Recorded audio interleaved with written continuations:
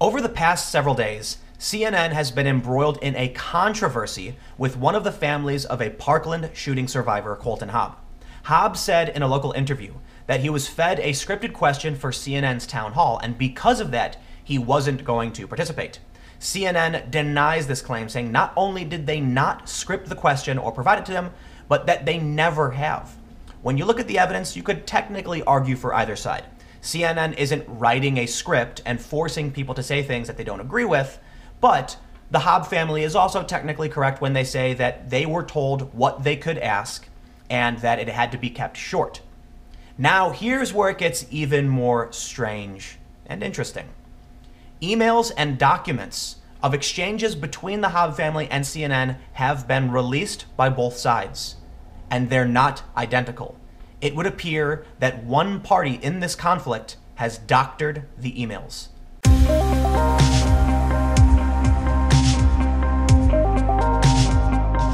Now, it would seem that media companies have immediately jumped to the defense of CNN. CNN's version of the events is what's considered to be correct, and many outlets are accusing the Hobb family of being the ones who doctored the emails. And we're gonna dig into that and try and figure out exactly what happened. But before I do, let me give a quick shout out to today's sponsor, all of you guys. If you haven't already, go to patreon.com/Timcast and become a patron today. There are many different tiers to choose from, most notably Tier 1 at $10 per month. You get access to behind-the-scenes photos and videos, bonus commentary videos when available, so please consider becoming a patron today to help me do the work that I do. From Business Insider, Eliza Relman says, Parkland shooting survivor's family shops doctored emails with CNN to media outlets. I'm gonna stop right here and just say, for those that are watching, I've been digging into the evidence and I will present this, but I don't think there's definitive proof that the Hobb family are the ones who doctored the emails. It is still entirely possible that CNN doctored the emails, but let's move on with the story. The family of Colton Hobb, a student at the Florida high school where a gunman killed 17 people last week, provided a doctored email between Hobb's father, Glenn Hobb, and a CNN producer to media outlets. Okay, again, we have no proof of this. Business Insider has provided no proof of this. On Friday afternoon, Fox News and the Huffington Post reached out to CNN to verify emails between the Hobbs and Stevenson, who is the CNN producer, that they received from Colton. A CNN source provided Colton's version of the emails, as well as their versions of all of the communications between the Hobbs and CNN to Business Insider. In CNN's version of one email, Stevenson told Glenn that Colton needed to stick to a question that he and Stevenson discussed on the phone that he submitted. But in the version of the email provided by Colton to Fox and Huffington Post, the phrase "that he submitted" is deleted. So here we have two versions. In the first version, you can see highlighted, "This is what Colton and I discussed on the phone that he submitted. He needs to stick to this." And in the Hobbs version of the email, it says, "This is what Colton and I discussed on the phone. He needs to stick to this." Now, I want to point something out that I found strange. It's just my opinion. Take it for what it is. In CNN's version of the email, it says, "This is what Colton and I discussed on the phone that he submitted." These three words don't really make sense to me. The sentence doesn't make sense. When you look at the Hobbs version of email, it says, "This is what Colton and I discussed on the phone. He needs to stick to this." This sounds like colloquial English. This sounds like something somebody would say. This sentence does not.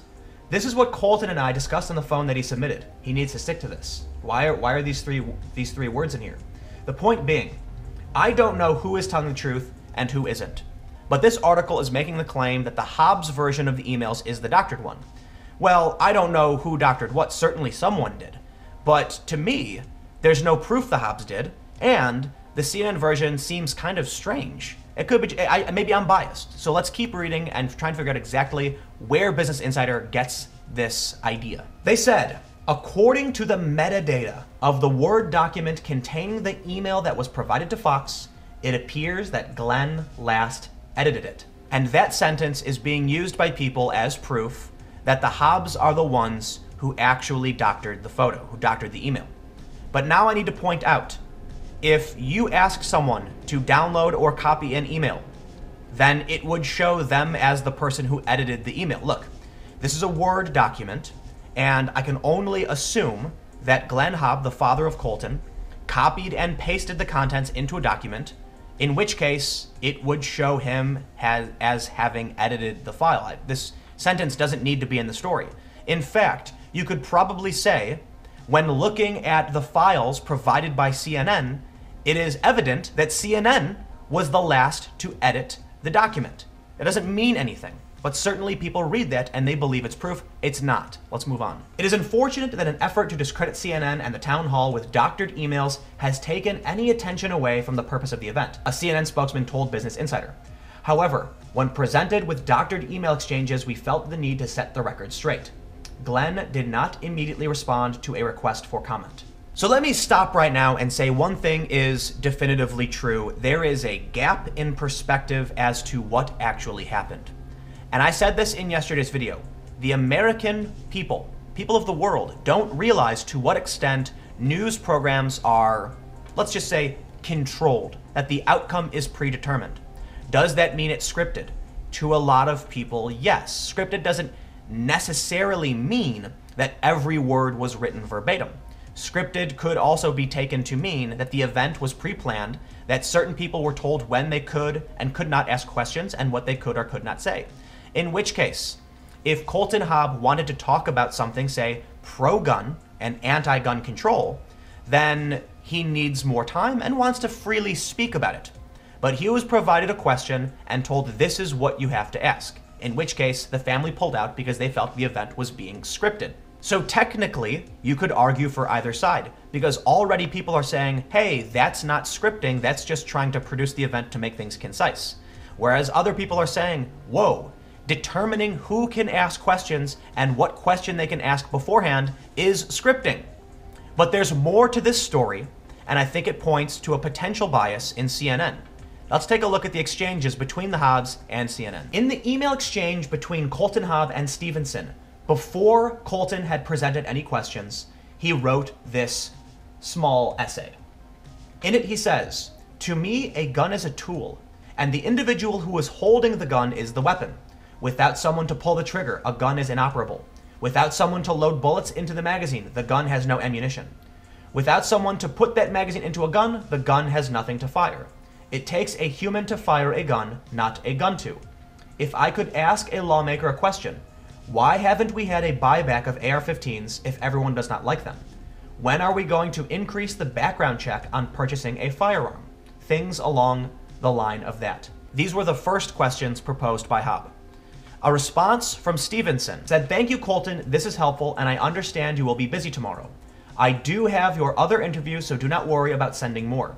I know those families will be happy to have you there tomorrow and Tuesday. I'll be back in touch." And this is where we see more questions presented by Colton, of which one of them was, have we thought about having a class for teachers who are willing to be armed, trained to carry on campus? And this is the question they ultimately told him he had to ask. In both versions of the emails, whether it's doctored or not, we can ignore this, because according to CNN and the Hobbs, they were told he needs to stick to this, and then a question. Senator Nelson, if Coach Feist had had his firearm in school that day, I believe that he could have most likely stopped the threat.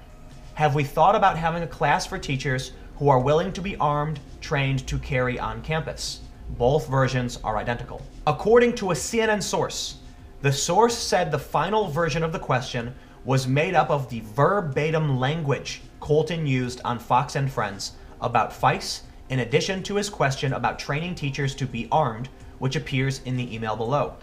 This is 100% true.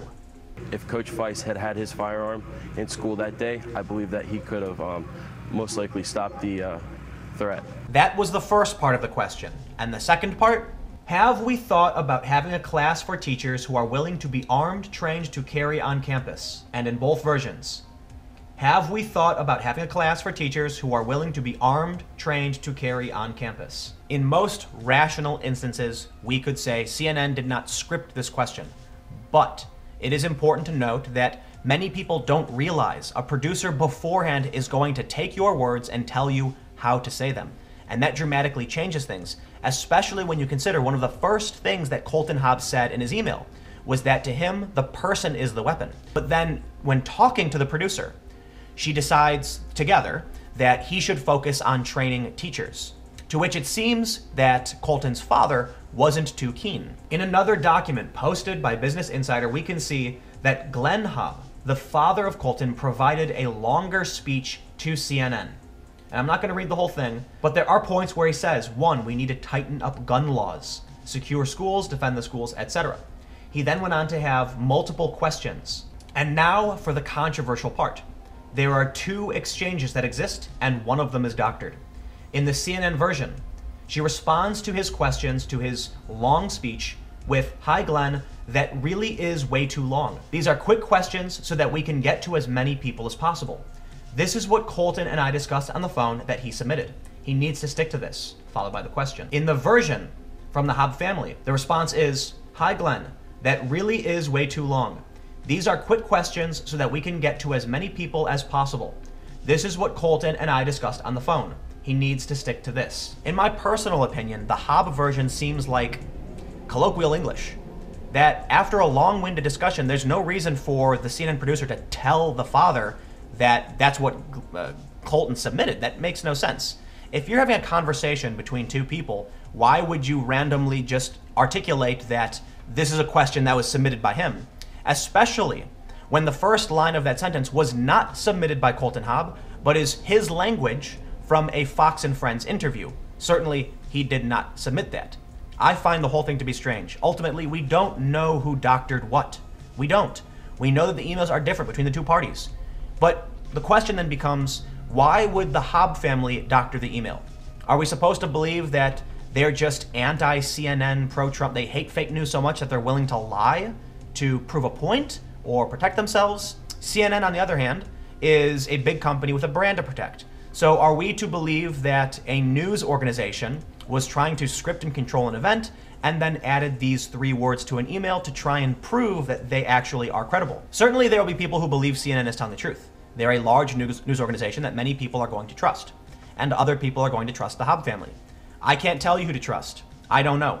What I can say is I'm not going to trust a corporation that is very powerful and has interests to protect. I'm going to trust the Hobb family. But I also recognize there is a very strong possibility that Glenn Hobb did remove those 3 words to try and protect himself, to try and prove his point. I really don't know. I just think it is slightly less likely that the Hobb family did this based on the language and based on the 2 parties involved. But let's keep something else in mind. Carrie Stevenson says, "That really is way too long. The speech provided by Glenn Hobb was too long. She said these have to be quick questions to get as many people in as possible." Well, I find that curious when we see this. On CNN's YouTube channel, a 5-minute video of Cameron Kasky questioning Marco Rubio. It's hard to look at you and not look down the barrel of an AR-15 and not look at Nicholas Cruz, but the point is, you're here, and there are some people who are not. And I need to ask 2 things of you. Number 1, Chris Grady, can you stand up? This is my friend who's going to the military. I need you to tell him that he's going to live to make it to serve our country. And then we'll get to the other one. That was not a quick question, and that's only the first small section of the video. Cameron goes on to ask multiple questions over nearly 5 minutes.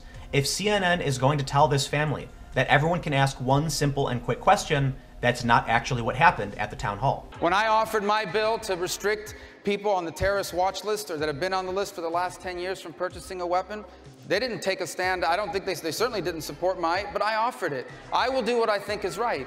And if people want to support my agenda, they're welcome to do so, but they buy into my ideas. I don't buy into theirs. Okay, so I knew that was going to happen. NRA, please just keep the money out of Rubio, okay? If he wants to run again, you guys can. Cameron, appreciate it. The video is nearly 5 minutes long, and it ends with Cameron again making a political statement. Please, NRA, keep the money out of Rubio. So when CNN says, quick fire questions to get as many people in as possible, well, that wasn't true, was it? So ultimately, we are left with one thing to think about. Who doctored the email? Who do you think doctored the email? Because honestly, I don't know. Certainly Business Insider is making the claim it was the Hobb family, but I am not seeing any evidence right now to suggest that to be the case. I've reached out to the author of the piece. She has not responded yet. Keeping in mind, I don't expect her to respond within, immediately. These things are difficult, and maybe she'll get back to me at a later date. The point is, If CNN took a screenshot of their emails, they could simply add those 3 words to make it seem like they were referencing something Hobb had said, that he had submitted this question. When in reality, they formulated the question based off of a statement he made in an interview and something he submitted. It was kind of an amalgam. So what can we see here? Technically, the Hobb family is right. The event is scripted, okay? It's not scripted in the absolute literal sense that everything was written, that it's fiction, that they were handed a script with the lines in it. But to an extent, the event was pre-formulated and a question was provided to Colton Hobb based on his own statements. Now, in the Tucker Carlson interview, Colton Hobb said they were not in his own words. In fact, Tucker Carlson actually asked Colton, he said, these were not your words. And Colton Hobb said, that's true. That's actually not true. These words are verbatim from Colton Hobb based on his interview and the email he sent. But the combination, the formulation of that question was created by CNN. So what do we have here? It's really simple. The American people don't understand that when it comes to major news, when it comes to news articles, everything is controlled. It is not scripted in the sense like it's an episode of Friends, but it is scripted in the sense that they need to know at what point to cut to commercial. They need to know at what point someone is going to be handed a microphone. But it's not absolute. There is room for movement. The point is, when I've worked for some of these companies, we know, for the most part, what's going to be said and when. And the average American probably doesn't realize that. And so I'm not surprised that they felt this was a scripted event. Let me know what you think in the comments below. Who doctored the emails? Do you think this is scripted? And what's your take on all of this? If I find out who doctored the emails, I will have an update for you. But this is a really strange story. And certainly it's very polarizing. So again, comment below. We'll keep the conversation going. Make sure to follow me on Twitter @TimCast for breaking news from around the world. And I will see you all tomorrow at 4 because we have another episode of the Culture War podcast. Again, thank you, and I'll see you then.